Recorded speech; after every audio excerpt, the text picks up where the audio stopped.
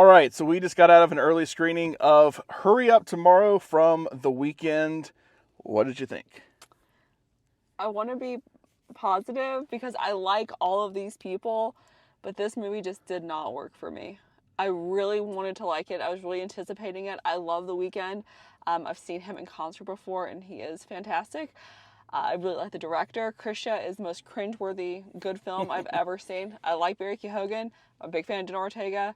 This felt like an artsy film project. I don't. That's the only way I can really describe it. It seems like it would have been a big hit in like 2010, 2011. There were good. There are good pieces. It just didn't fit for me. I like Trey Edward Schultz overall. Um, there's some movies and TV shows and experiences out there that you love to like make a joke of after the fact and say, "Oh, can you imagine if we did acid and watched that?" That's what this is, but you don't need the acid. It's just that's how the movie is to begin with. I love The Weeknd. He's one of my favorite artists of all time. Daft Punk is my favorite artist of all time. So when they did Starboy together, I love that album. That's one of my favorite albums. His trilogy after that has had a lot of hits to it, and this is the end of that trilogy.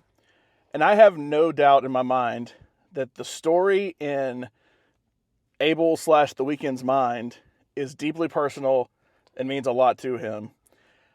I think The Weeknd has a lot to offer the camera on top of the microphone. As last I checked, he was the number one artist on Spotify. I guess he still is. I don't know. It's been him and Taylor Swift back and forth. But I think he could be on camera. The problem is everything he's done on camera so far has been him writing it and coming up with the story. The Idol was horrific, and everybody thought it was horrific.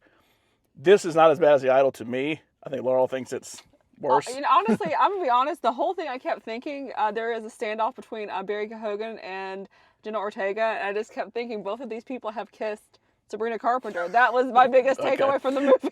Honestly, I don't think it's awful. I don't think it's really good. If you love The Weeknd, it's obviously full of The Weeknd's music because it has a companion his House album. at Horror Nights was better. I didn't really care for his House at Horror Nights. Oh. I'm between not my cup of tea. I would give it not my cup of tea territory, except for the fact that I love The Weeknd and just his music was enough to make me say it's all right. But the vast majority of people I feel like are not going to like this, but who knows? Go see it. Hurry Up Tomorrow, coming out. A lot of great movies. It's going to be a great summer season. Subscribe right here on The Pop Culture Life.